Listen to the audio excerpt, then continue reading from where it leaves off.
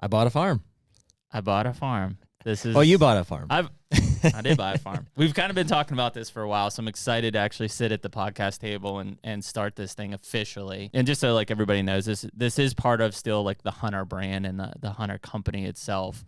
And we often talk about things related to land ownership and purchasing property on HUNTR.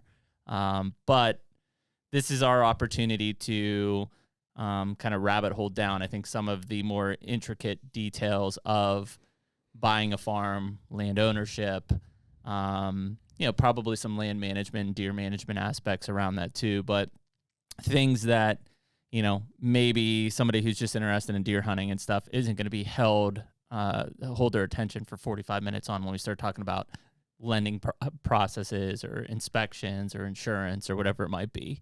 So this I Bought a Farm podcast is really going to be dedicated to, taking people through some of our personal journeys and buying land and selling land and looking for land.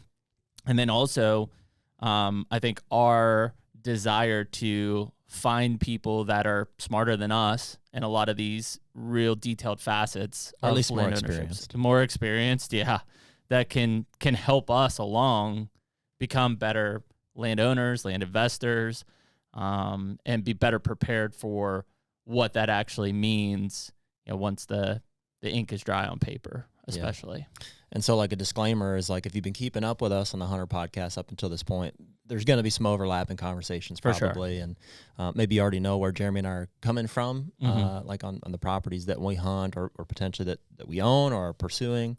That's going to come up again, obviously. Yep. And but like Jeremy said, I think this is an opportunity for us to really iron out the details of where we're coming from in those backgrounds, what our goals are individually and potentially together. Yep. Whether it be for, a place of residence, a general recreational property, a hunting specific property, an investment property, or a combination of all the above. Yeah, and I think it'll be really important to understand that even though we're doing this podcast together, each of us has different goals that we're looking to either accomplish with properties that we have and or with properties we're hopefully going to have in the near future. And that could be because, I've got a property that I live on right now that has land. You don't. So you may be looking for that permanent residence with land. I'm not. Mm-hmm. And so I think because of that, and also the fact that, we're almost 10 years apart in age, and I've got 2 kids, you don't have kids, there's some really cool compare and contrast here that I think listeners should be able to get into and say, well, I'm more like Jared in that, I don't have kids. I don't have those dependents that I have to worry about. So my wife and I can be creative and do this, or I'm single and I can do this. I've heard that on Instagram several times where they're like, it's just me, man. Like, how do I do it myself? Yeah. And that's cool. But I hope that makes us unique in kind of the discussions that we're going to have, because we're coming at it from 2 different points of view, and then tap into the guest aspect of it. And it's a lot more than that. Yeah. Well, dude, why don't we kind of start there? Like, I think we're kind of an open book in this, is to say like, hey, we're not necessarily the authority by any means to say this is how you need to go about this. Although I think we both hope to get there. Yeah. It ultimately is what we're looking for. We're kind of, like you said, at different stages of land ownership, of land management. And I think we both got to this place kind of at the same time, which has worked out really cool for both of us, but in maybe slightly different ways. Like you said, what are you, 36? 37. 37? Yeah. Okay. And I'm 28. I'll be 29 in March. And so, like you said, 10-year age difference. And you've been running Stone Road Media, a successful digital marketing agency for 8 years now, 8-9 years. Yep. And I worked for you right out of college. And so I've been with you kind of all through that process. But in the midst of that, my wife and I bought her family business, an ice cream shop in Pittsburgh, Pennsylvania. And so Jeremy's been generous enough to kind of let me go and do that thing. And that's become my wife and I's primary source of income, our livelihood. And you're still running Stone Road. And we've got some cool things in the works, too, that will come up and I think in a few episodes here. So it's important, too, when you look at that for your situation and mine is, and I hit on this in social the other day, is multiple revenue streams. When you're starting to look at land ownership and being able to purchase property, sure, if you make a enormous or great salary yourself and you don't have a family, or you and your wife both make great salaries, like you can probably do it, but like there's still life to kind of go on in terms of, you know, your primary residence, just cost of living, vacations. Like you don't want to just completely suppress your other enjoyments in life. And so the thing that we, I think, have come together kind of cool in the same time frame is we have a primary revenue source, you know, from a day job. But we also have other revenue sources that are either in place or we're putting in place right now that will help contribute to, call it disposable income, that we're able to use for buying farms or buying land or doing what we want with it. Yeah. And I think that's a really, point that you're continuing as we evolve this podcast, especially. You're going to continue to hear us talk about multiple revenue streams and how we aren't relying on, well, how am I going to pay my mortgage, you know, my gas, food for the table, whatever, all from my main job and then buy a farm with it. Yeah. It can be done. It's just a lot more difficult that way. Mm-hmm. You know, and I don't know if land is necessarily a lot of people's like knee-jerk reaction to say like, hey, I've got some additional income here that, you know, I want to invest or I want to do something with. Like, you know, at some point when you're working at a primary income for, you know, X period of time where we've got some money accruing in the bank, you know, you have to ask yourself, like, what should I do with this? Mm-hmm. Like, it obviously doesn't make sense to just let it sit here and do nothing. Right. You know, you want to invest that in some way, shape, or form. And so a lot of people are familiar with like paper investments or I'm sure you could list I mean, any number of investments, but and paper investments are a really good one. You know, one of the things, and we'll get into some of the specific details down the road here, but one of the properties I own in Kentucky, I had actually pulled money out of my IRA that I contributed to the IRA. So you can't pull the money that it made, right? That would then be taxed if I pulled that out at a high income rate. But I can pull out the contributions that I put into that IRA because it was already post-tax money, and I pulled that out and I used it to be a good chunk of my down payment on this Kentucky place. And the reason was I had at least indications that I thought that the stock market was unstable. So that's your paper funds. The other thing is, and Dan Perez was the guy who really told us this, is that you can will all you want. You personally are probably not going to affect the stock market.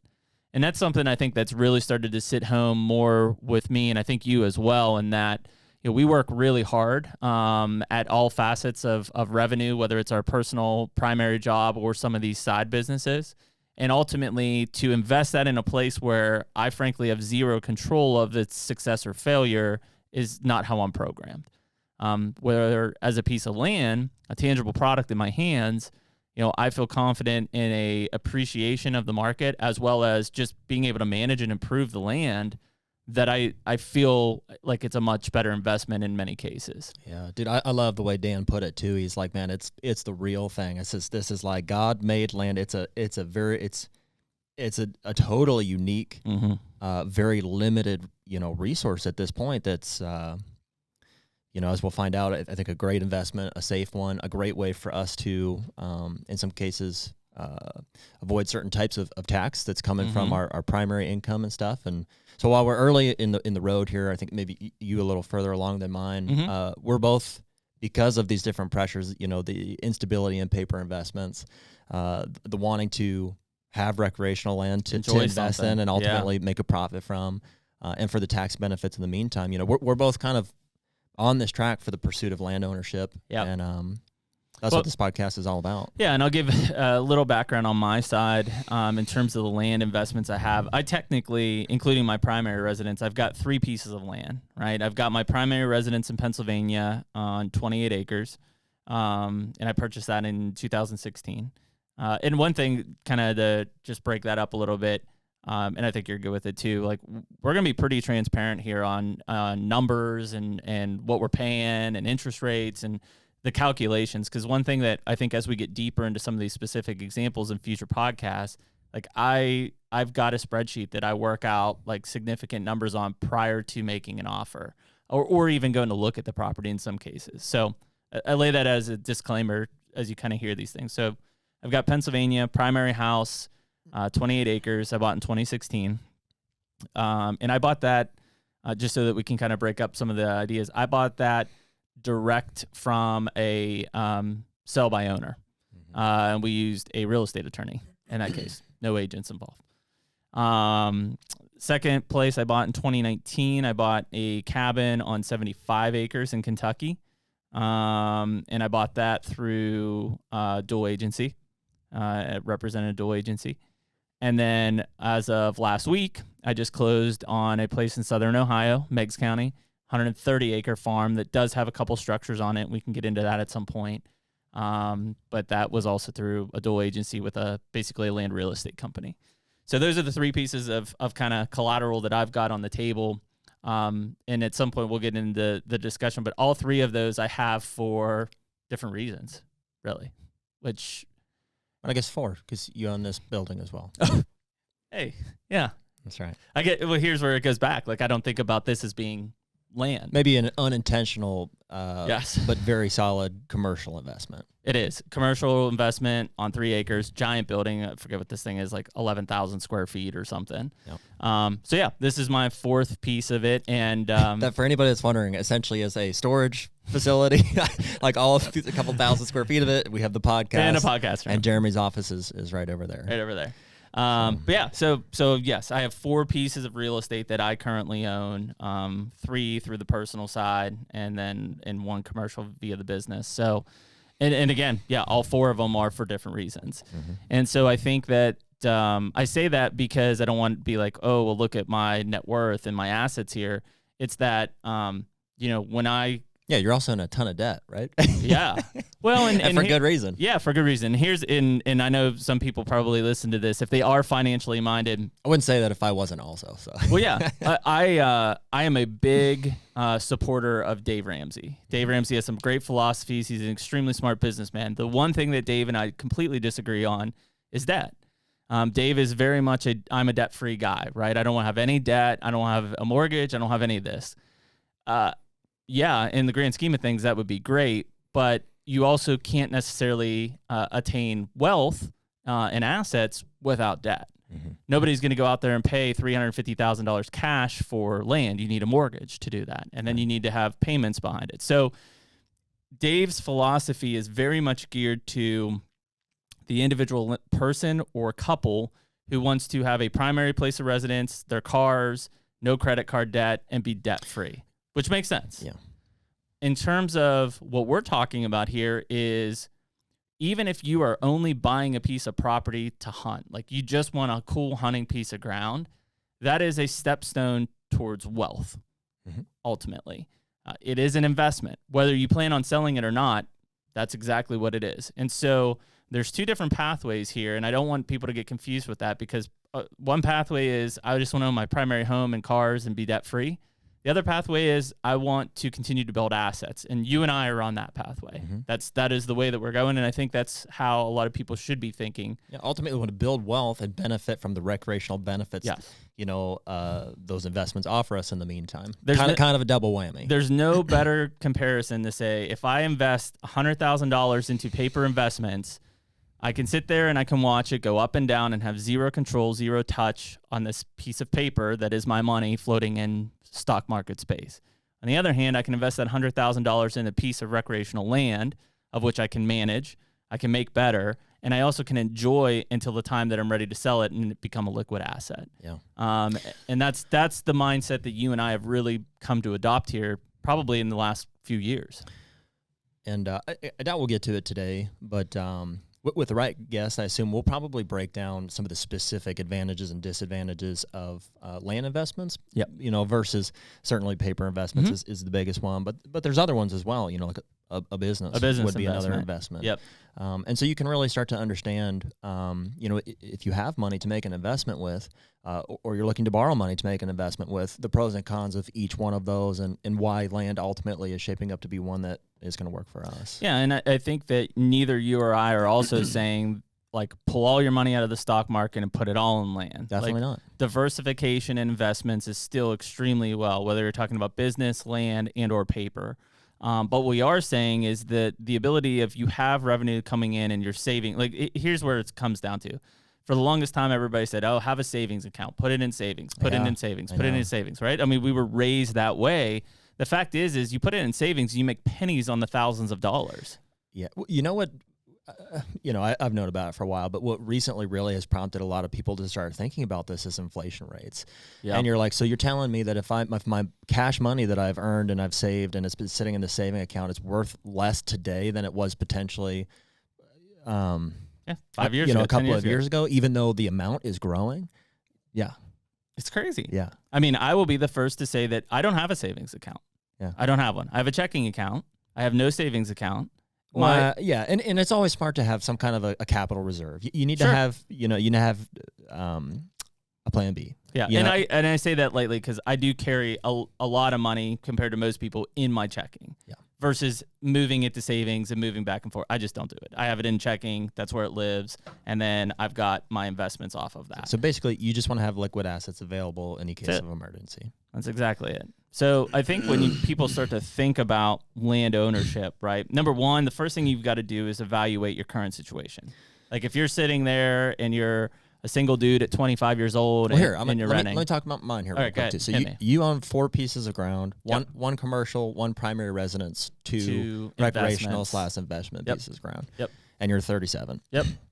So I own a primary residence that my wife and I bought in October of 2020. Yep. That was our first home. Yep. So a little over a year. So we're living in the first home that, she and I purchased together. I think it was immediately after that we purchased our first business, which I mentioned earlier in the podcast. Was it March? No, it was March of 2020. Yeah. So you bought the business and then we bought the residence. Yep. Which created some unique issues because I was in a ton of debt when I went to buy a house. Yep. But it was good debt, and I have P&L statements to prove that that's worthwhile. And so we own the primary residence on 3/4 of an acre, just a couple bedroom house. That works well for our living, working situation. I can get back and forth from the podcast to working on our primary business there.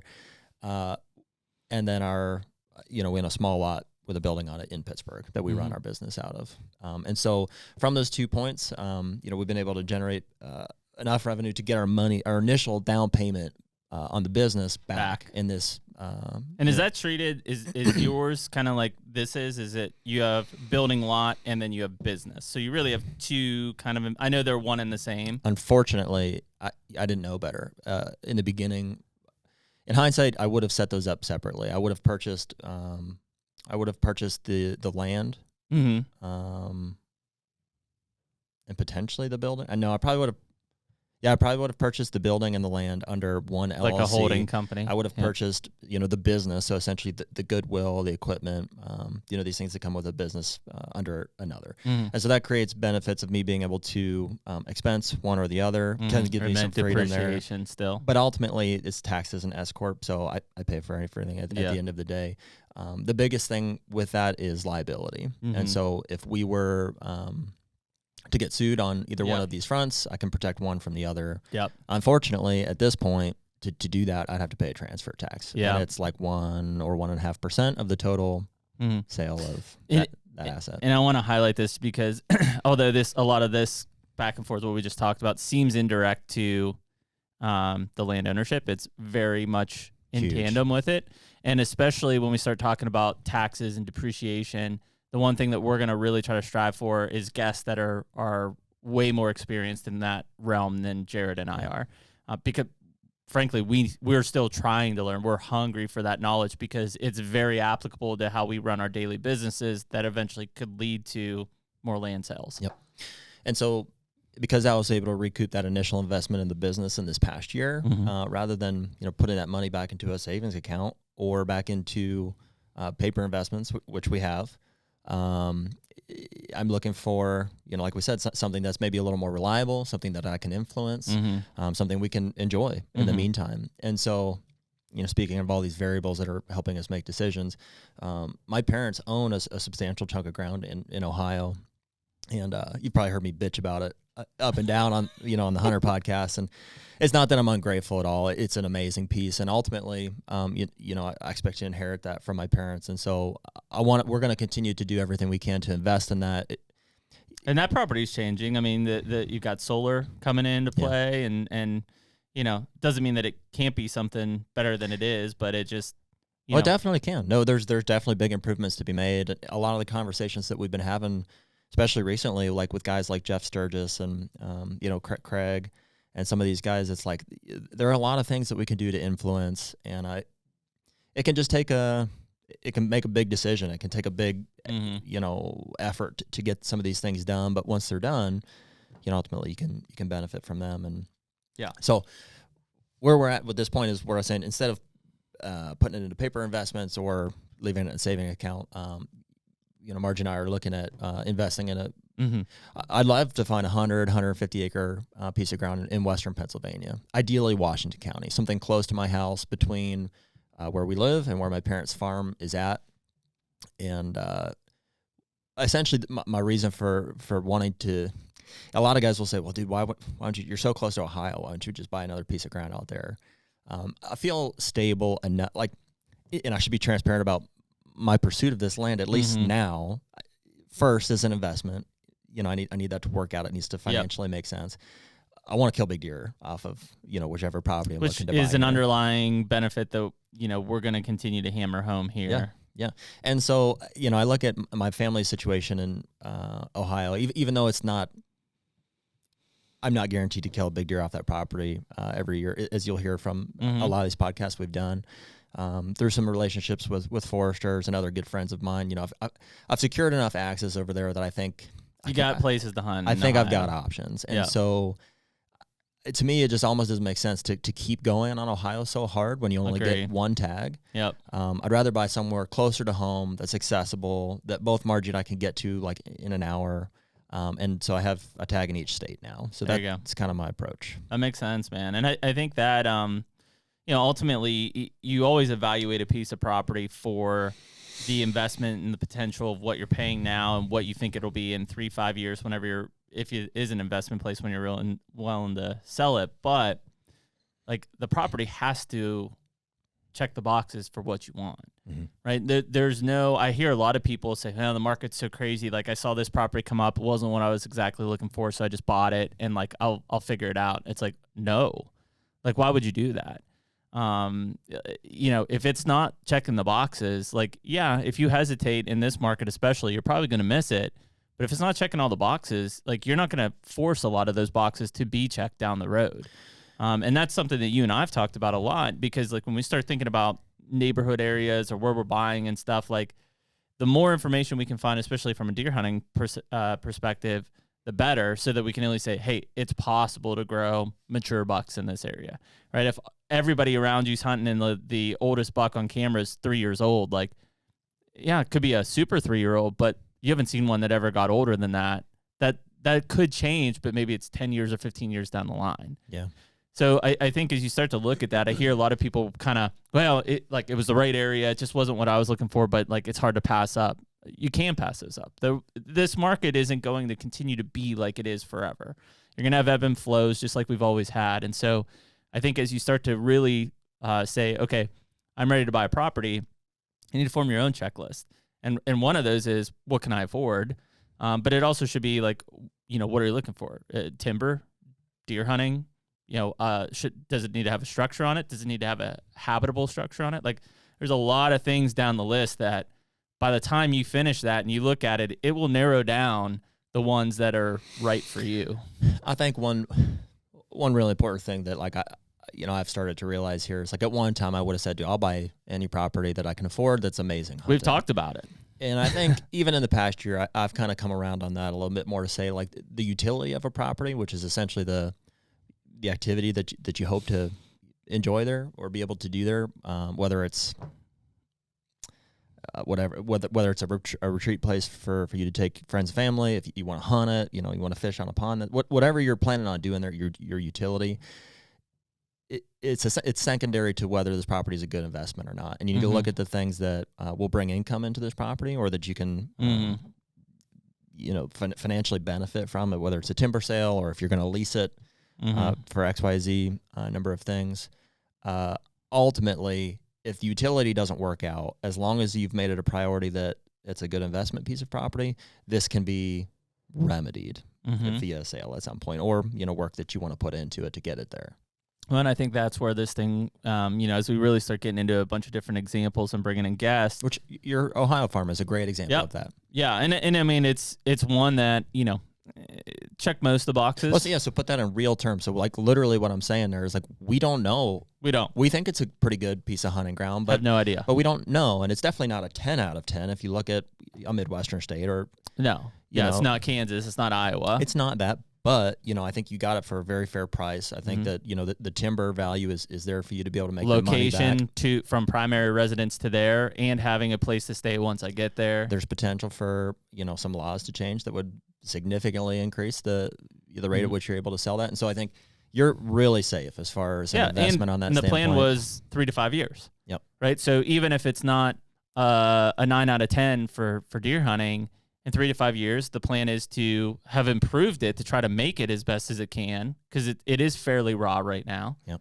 And then sell it and buy bigger or buy better. Yep. And were you talking about different revenue streams on that property on Instagram the other day? Yeah. So I was talking about that one in that. So I've got 2 structures on that. One is an old farmhouse that the tenant, I come to find out, has been renting for 33 years. And it's low rent, right? Teletubby? Gummy bear. Yeah.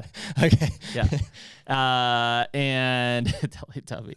And so it's about 20% of my mortgage that she'll pay every month. And then there's a cabin or cinder block structure that they use for a cabin that's pretty nice, that has a lot of potential to just go in and add a few grand and refinishes, and it's ready to roll. It's essentially a hunter's cabin, kind of? Yeah, but it's bigger. I mean, it's a big cinder block structure. It's got a bathroom, full bathroom, kitchen. All the appliances are there, multiple rooms. Yeah, so that's where I'll stay when I get there. Is it rentable also? It could be. Yeah. I mean, I think you'd probably like Airbnb it or something for like hunting season. But I mean, that's going to be my place. So okay. I won't. At some point, if that tenant leaves, then I could fix that up and try to rent or do an Airbnb or something. But that cabin will be, eventually I'm going to survey that house out and leave the cabin in the 129 acres essentially together. And so whoever would buy from me will have a remodeled cabin to go with that 129 acres. So there's part of the investment that I'll make but should return. Yep. The other part will be to segment that house and an acre out and eventually sell that individually. But there's timber on that that has a good opportunity to bring back. There is a chance to cut hay off of it, but like we were talking earlier, I'm probably just going to let them do it as a favorable type of keep my neighbors, favorable to me. And that's kind of the big stuff. I mean, that's really it. Other than that, it's for deer hunting. So lease, timber, hay. Yep. And that's and the way that I looked at it was, number one is I got it at a good price for the area. In fact, it was probably lower than most of the properties I saw on a per acre basis, but that's because nobody really wanted the house too. Mm-hmm. And I was like, well, I can see how to make money on that. So when I look at it from that angle, then it's like, okay, what's my security backing? Well, there was more mature timber on that property than I initially expected. And I didn't need to harvest anything right away, but I could if I wanted to now. In 10 years, it'll be prime. So what I have the opportunity to do is potentially selectively harvest some out, which frankly will just help the deer habitat anyways. And then still, when I resell it in 3, 5, 7 years, whenever, the best is yet to come on timber harvest. Yeah. And so when you start to look at, and what I say by securities is I always try to go in it as a worst case scenario. Like if I get into a bind, like what's the worst case I can do? I could go and cut a ton of timber off of that and probably have plenty of money to sustain me for 3 to 5 years on mortgage payments. I don't want to do that, but that's my security worst case scenario. Same with that house. I could carve that house out tomorrow and put it on the market and sell it. Clear cut it and pay for the whole thing in cash. Probably.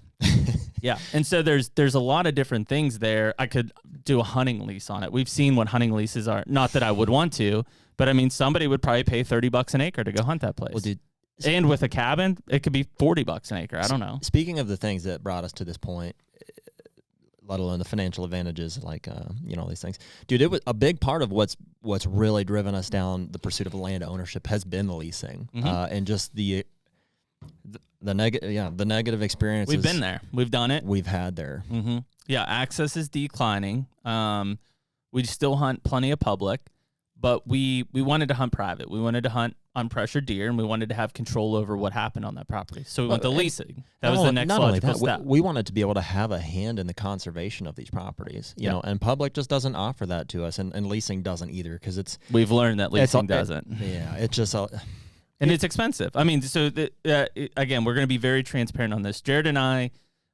in 2021, leased a property up towards your farm in Ohio.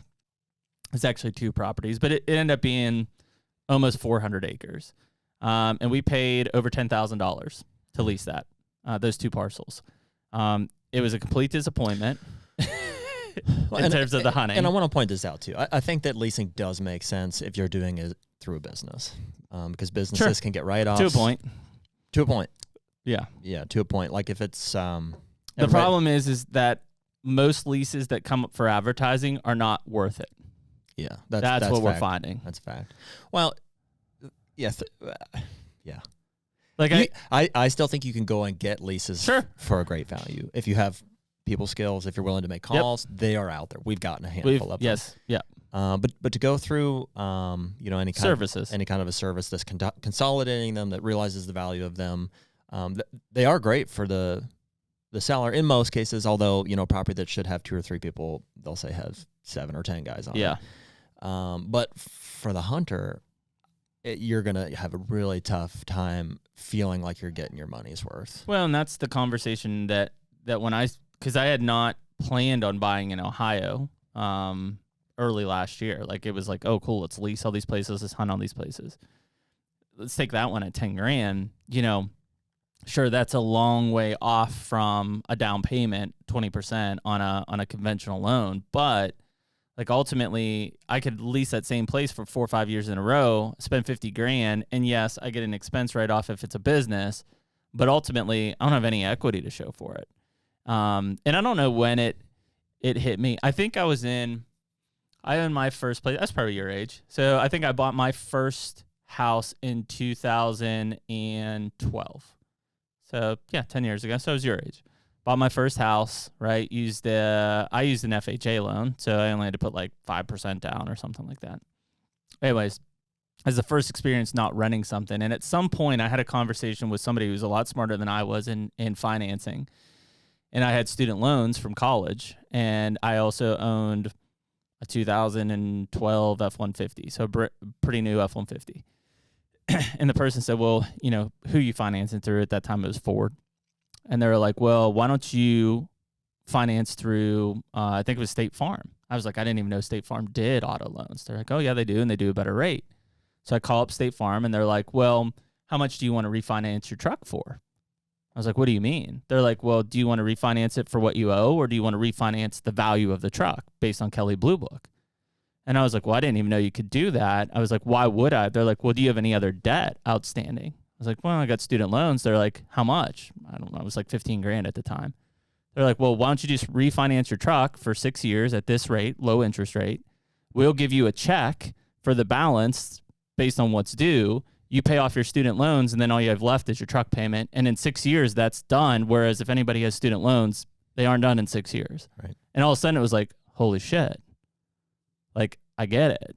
Yeah. And like from that point forward, I've always looked at, investments as an asset and equity. So yes, there's debt, or yes, there's interest rate, but compared to the alternatives, there's a big value that can start to add up really quick for people. So I think everybody kind of has that aha moment. And like, if you're sitting here listening to this and saying, and there's a time and place for leasing, like we said. 100%. Yeah, if it's a business lease, and if you need that write-off in some cases, that can work out great. Or if I still have leases. Yeah, if you really see benefit in paying for the flexibility to up and leave, like that's what you're paying for. Yeah, I mean, 2 examples is in Kentucky, where I have 75 acres. I leased the 200 acres adjoining my property now. Mm-hmm. I have sole access to hunt it. I don't own it. I want to at some point. But I basically said, hey, can I lease this? And they agreed. And so now I've expanded my 75 to 275, and it's the same deer that I've been hunting. It's just now I can actually go across the line where they actually go. And so there are plenty of situations where leasing is good. It's just that if you're looking at what you're going to get after 4, 5, 6 years of leasing versus maybe you struggle in the places that you hunt, or maybe it's a little harder for the first 4, 5, 6 years, but what you come out, if you save it and you're ready for an investment, is the potential to buy something. And there's nothing like land ownership at all. Like people will say, well, I'd rather hunt public land. We've had this discussion on Hunter. You might enjoy it. You haven't experienced land ownership. I don't even care if you own a, quote, like bad deer hunting piece of land. It's still your property. It's a different feeling. Yeah, it's freedom, dude. That's American dream. The ability to own and invest in a piece of ground that you own is just gives you satisfaction that nothing else I've experienced can. Yeah. And it's not all good. You're gonna have trespassers. You're gonna have things go wrong. Frustrations, for sure. But ultimately, what you do have at that point is you have an asset. And this world functions on assets. The richest people in the world aren't sitting on hundreds of millions of dollars in cash. They're paper rich. They're leveraging lots of assets that they may be in a lot of debt because of. Absolutely. Yeah. And that's the kind of stuff that, our society, going back to the piggy bank of savings, has been kind of brainwashed to think, well, no, I got to save it. I got to save every penny. I have to put it in the savings account. No, you want assets. Assets lead to wealth. It leads to debt as well, but eventually that debt goes away and your assets keep appreciating. And if you go into the wrong investments, that's not always the case. They both can turn down. Mm-hmm. But ultimately, you're looking at something secure. There is no more secure investment in this country than land. Well, and dude, how cool is it, or how lucky are we that like one of the best, most secure investments that you can make directly aligns with the thing that we love to do, which is to hunt whitetails. I don't know when that, you and I both probably had that aha moment around the same time. It was like, wait a minute. We just want to hunt big deer, and like land ownership is the way to do it. And it was like they just came together. I think at that moment we both said, are you thinking what I'm thinking? You going to do karate in the garage? Oh, man. Oh, that was great. But yeah, it is. And if you think about how you treat that, I mean, if the last 2 years of this pandemic and stuff hasn't taught us anything but this, it's that life's too short, right? I watched a documentary on this not too long ago. There are hundreds of thousands of Americans who will put hard-earned money away every day of their life into a 401k and never make it to 62 to use it. Now, that doesn't mean that it doesn't get utilized. It definitely helps take care of their family that they leave behind and stuff. But can you imagine saving your entire life and thinking, man, next week when I retire, I'm going to go out, I'm going to enjoy life, and then you die? Yeah. It's crazy. And why we have been brainwashed to think, let's just save until retirement and enjoy the last few years of our life versus why don't I enjoy my entire life? Mm-hmm. That's a scary thought. And I'm not saying to go beyond your means. I'm not saying like if you're sitting here saying, well, yeah, that 500 acres just came up for sale, I'm going to go buy it. If you can't afford it, you can't buy it. But at the same time, if you look at the opportunities that exist in front of you to say, well, if I buy this right now, we can do hunting, we can hike, we can do whatever you want to do on an outdoor enjoyment basis. Why not? Why not enjoy that now? Why wait till you're 62? You may not be able to hike those hills at 62. Yeah. It's a weird feeling. And I think people have started to snap out of it. And that's why you see this kind of bigger rush on the land side. But ultimately, there's still plenty of people, well-renowned resources that are saying, no. You need to put that in your 401k and be ready for retirement. I mean, think of all the television commercials that are on. Retirement this, retirement that. And it's like, well, no. Like, I want to enjoy life now. Man, I feel bad for so many people that spent their whole life working their butts off, to save money that maybe at the end of it, because of inflation, because of unforeseen expenditures, was worth way less than maybe they would have hoped that it could be. And they've lost that time, like the most valuable thing. Can't put a price on that. I mean, and that's what's got you and I thinking like, dude, I don't want to wait until I'm 62 to start to enjoy some of this stuff. Nor do I want to be frivolous with my time now. And some people will, what am I, a Gen? I'm Z? No, I'm above that. X? No, other way. Millennial. I'm a millennial. Are you? Yeah, barely. You are? Yeah, so we're like, millennials and like the Gen Zs, and a lot of people say, well, they just don't want to work. And in some cases that is true. But I like to think we're somewhere in the middle of like, dude, I want to work hard and I want that work to produce income, and I want that income to be immediately reinvested in things that help me enjoy life now, not when I turn 62. But here, let me go high level on you here for a second, because this is something you and I have been starting to learn about this more and more. One of the stats on this millennial era is like 68% or something will never say they like never want to own a house. They like only want to rent because it's flexible and they don't have the responsibility, whatever. Cool. It's responsibility. They don't want responsibility. Why I like that for other millennials who do want that is that means that the majority of land is owned by an older generation who eventually will drop that back into the sales pool. Mm-hmm. And those people who are only wanting to rent and never wanting to own are never going to pay attention to that asset. And meanwhile, there's going to be a few sharks in the millennial group like us that are sitting there saying, please, drop that back in here, sell it. It's coming quick too, man. I think like within the next 5 to 8 years, we'll see a really large surge in the supply of land available for sale. 100%. And while money might be slightly more expensive at that time, there will be ways for people who have prepared for this to acquire it. I mean, one of my big things is I've never bought a property through something besides like that first house through something that was not a conventional 20% down type loan. Mm-hmm. And what that's now put in a good place for me is equity.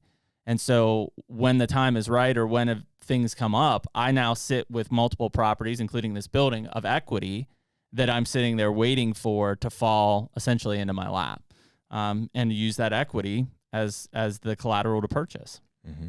And I think that as a lot of people think about this, because the hardest part for anything that we're talking about right now on land, the hardest part is the down payment. When you're talking about raw land, you're going to need at least 20. In fact, I was on with Jake Hoffer on the Land Podcast last week. Yeah. Jake has just bought one of his first places in Illinois, cost him 30% down. And so for the listeners, Jake's with Land Pros, Exodus, yep, right? Exodus. He does the whitetail cribs. Yep, and he's got the land. Maybe where we've seen Jake from. The Land Podcast is one of his new ventures, similar to what we're doing here on I Bought a Farm. Sweet. And so Jake and I are back there talking, and I was talking about the Ohio place I just bought, and he said, "Yeah, man." He's like, "I actually had to put 30% down. It's a substantial amount. I mean, even if you're thinking like." Transparently, the 130 acres I bought in Ohio cost me $370. Mm-hmm. So I put like $74,000 down. All of a sudden, can you imagine having to put another $37,000 down? Mm-hmm. That's a lot of money. Significant. I probably, if they would have came back to me and said, "Hey, Jeremy, you need to put 30% down," I couldn't afford it. That's extra $37,000 in cash. Yeah, that's huge. Well, I mean, dude, that's the thing. As we're getting down this road, you've bought 2 farms now. I'm in pursuit of my first. There is no right or wrong way to do it. There are a million different variations of like how you can go about this, how you can finance it, how you can insure it. Every different aspect of this, understanding all the variables that will offer a return on that property, and like the more you can educate yourself. And I think the more conversations we have with knowledgeable individuals on this podcast, we're gonna be soaking that information in. The more effective you can be about purchasing land and making smart, safe investments that we can enjoy, and that's kind of the whole point. Yeah, I think first of all, I'm excited about this because we've kind of teased this thing out for enough weeks here now that you're starting to get people like directly writing in scenarios. Like, here's my scenario. And one of the things that I get worried about when I start reading some of these scenarios, not that I'm an expert in the field, but just from personal experience doing it, is a lot of people are like, well, I can afford this 40, but what if this 80 comes up? And I immediately sense the stretch of their means, which, especially if it's your first property, you don't want to put yourself in a financial stress situation. That's the worst kind of stress that exists. I don't care what people talk about out there. There's no worse stress than financial stress. It's a bad place to be. And so if you extend your means too far, you're going to find yourself in financial stress, and that property is not going to be enjoyable, and you're going to look at it as more of a liability than an asset, and you can't think of it that way. That's a great point. What Bill Winke's model, if anybody's listened to us on the Hunter side and has followed Bill Winke in the past, Bill Winke's model was always buy what you can afford in your means and then use that as a stepstone. So Bill has bought 20-acre pieces. He's invested into them. He's made them better, and then he sold them. Now, that profit's not huge because it's only 20 acres, but he's taken that money plus his original down payment, and now he's rolled into bigger or better. Yeah. Well, and correct me if I'm wrong on the timing of all of this, but like Bill didn't sell those as he went along. He built a big farm, and the way he was able to finance that after the first initial pieces was through a business. Yep, and equity. So that's one of the really important things is like, unless you have like a highly profitable farm that has crop leasing, you're leasing it for hunting, has incredible timber on it, like the chances are it's not going to be producing revenue, profit for you year after year. At some point it will break even. That's the point. But you need some kind of a funding source to be able to continue affording the monthly payments. Yeah. So here's a great point. And it's because all of my property that I own is in piss poor farmland, right? So like I have some tillable on this new place. It's worth like $20 an acre. Like why would I lease that out for $20 an acre per year? That's insane. Anyways, the thing that I look at is when you're thinking about profitability on a property, right? And this is where most people get stuck in. I've got my new Ohio farm payment is, let's call it $1,900 a month, something like that. People immediately say, well, man, how would you ever make $1,900 a month on that property to be profitable, right? That's not profitability. The profitability is that $1,900 includes my premium and my interest. As long as I can cover my interest per month. Taxes and insurance. Taxes are, I bought it as a business, so I don't have that in there. Okay. I pay those separately out of a different pot. But yes, in theory, those would all be in there too. Pity, yeah. But ultimately, you've got all these things in. Your principal, right? Your principal is asset. You're paying that on a monthly basis as part of your mortgage, but that's not something that you need to leverage against. Will I be profitable or not? Because that piece is building accrued equity into the property. Your interest rate is what you're trying to cover. So if I have, of that $1,900, let's just say $350 in interest, my goal is to make $350. And if I can make $350, I essentially break even. Yes, interest and insurance and taxes could be part of that. But so for instance, just real world scenario, and I'm throwing hypothetical numbers. If I have $350 in interest, my tenant pays me $400. I'm profitable. That property is profitable as it sits. So when people look at that, because I was guilty of it out of the gate. I'm looking at a property, even when we're talking to a Dan Perez, who is like, this guy knows how to do this stuff. I'm thinking, Dan, how in the hell am I going to ever make $2,000 per month on a piece of property? Like I must be in like the richest farmland possible, yeah. But you're not. You're not trying to cover your mortgage. The one thing I think Dan forgot to mention, or was modest enough not to mention, is that he owns whitetail properties, and so he has a revenue source in which he's able to continue making these monthly payments. That's the point I'm trying to get across. Yeah, and so that's why like you still need to have a revenue source to pay that mortgage, right? Well, not to mention on the interest is, so if we're talking about multiple revenue streams, the interest on those loan payments is able to be written off, deducted tax from deduction, any other revenue that you're bringing in. And what also I found is more critical. One of the biggest tax benefits of land ownership. The other one, and I found is very much critical, and two examples here is this Ohio place where I have a house worth 60 and a cabin worth 20, and then my Kentucky place where my cabin's probably worth 215, 220. Depreciation. Yeah. And a lot of people walk into that and they say, well, I just bought this great piece of land and it's amazing. And it's like, cool. Like, how are you gonna make it? Well, I bought it as a business, so I'll depreciate this. I'm like, no, you won't. If there's no structure on it, you're not depreciating that land. You'll write off your interest, and you'll write off taxes usually. Or if it comes with equipment. If there's equipment that's in the sale, but that personal, real property. But if there's no structure on that, there is no depreciation. So like when I look at this place, like the house is small and it's old and somebody's using it and paying, which potentially makes me profitable, but ultimately I still get depreciation on that house, which helps me at tax time. So all of these things are what I think you and I hope we're going to really dive in deep on with the I Bought a Farm podcast. and have the people who will educate us and hopefully educate the listener on this is the right way to do it, this is the wrong way. Here's multiple ways to do it depending on your situation. And we're trying to learn ourselves because this is our passion. This is what we want to do. It's not at all like a conductive or instructional way that we're going to approach it.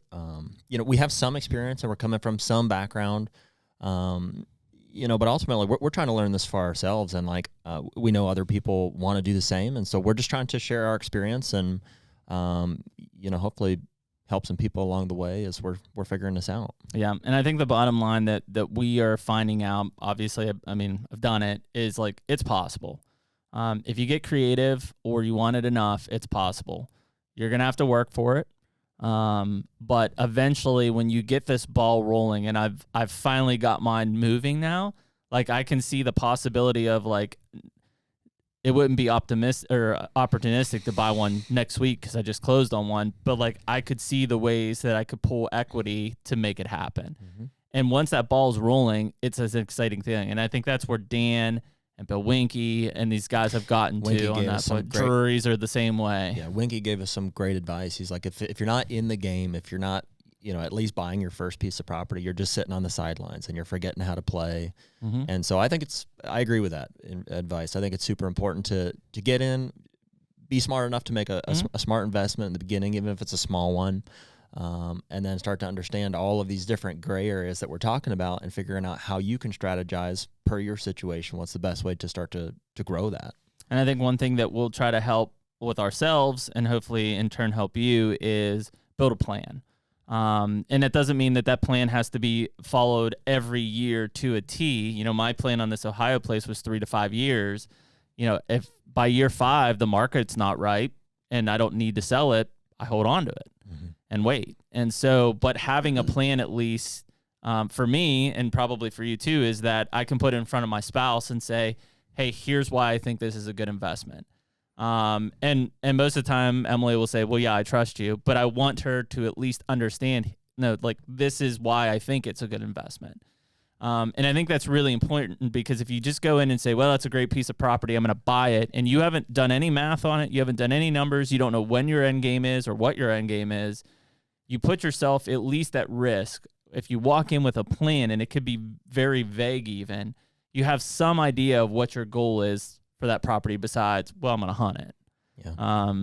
Cool. How long? What are you going to improve it? You're going to put more expenses into it? What do those cost? Those things have to be thought out. And that's the safety of a land investment, that as long as you execute it through a knowledgeable real estate agent who's not going to allow you to pay way over what the thing is worth or whatever, as long as you don't go out of your way to blatantly destroy this investment by whatever it is, clear cutting it or doing something like that.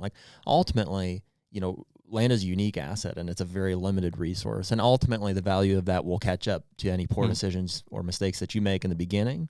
And so compare that to a paper investment. You're like, hey, I want to take this 50 grand I've got here and just try my hand at stock market. Yeah. Imagine the potential consequences of that. I've got not a lot, but I've got stock investments right now. We're kind of coming out of that heyday, and I'm looking at them every day, and I'm just like, if I had more in there, I'd be really upset. I'm still upset, and it's just because I can't do anything. I can't stop it. I looked at mine last night for the first time in 4 months, and that was a mistake. I shouldn't have looked. Well, and the problem is that guys like us are not wired to have zero control of our hard-earned money and effort. We're wired to, okay, it's not right, let's go make it right. We literally cannot make the stock market right. Some guy in a Fortune 500 company shits the bed and our stocks fall, there's nothing we can do about it. And again, kind of like the whole retirement thing, I'm looking at this thing and saying, okay, I get diversified funds and investment, but I can't do anything with that. Why would I? Dude, and why? It's controversial, but we can't. We're not in a position to, but there are people who influence the stock market and benefit from it. For sure. Obviously. I think you and I are in a better position, from our knowledge, from our, willingness to put work in on it, to be able to improve land specifically with hunting in mind as our primary focus. to be able to make improvements and ultimately benefit from those investments. So that's the route we've chosen. I think one of the things that'll get interesting, because you and I are on the same page, but we kind of sit a little bit apart from it in today's, I guess, marketplace, is finding a deal, right? I don't think there's anybody that listens to this that doesn't say, well, yeah, I want to find like a deal on property. And there's some people that'll tell you that deals don't exist. I think they still do. I think you and I are continuing to try to find those deals. But ultimately, even like a Bill said, like at some point you just got to get in the game, right. You know? And so you're looking for a deal. And that's kind of what I felt with in the Ohio place. Like it was the right county for me if it was in the right area of the county, which it kind of is. What were the neighbors like, size of property? Like all of a sudden it's like, okay, like this could be it. And I jumped, I went for it. And now I've got a 3 to 5 year plan to enjoy it. And then either keep it or sell it. Like it's up to me. But I think a lot of people are going to go into this marketplace and say, well, no, I'm just going to wait for a deal. It's not like it used to be. There still are deals out there, but it sure as hell isn't like it used to be finding a deal. People are just more educated. Yeah, well, every situation is, I mean, even like you said, our situations are different. We're looking for different things.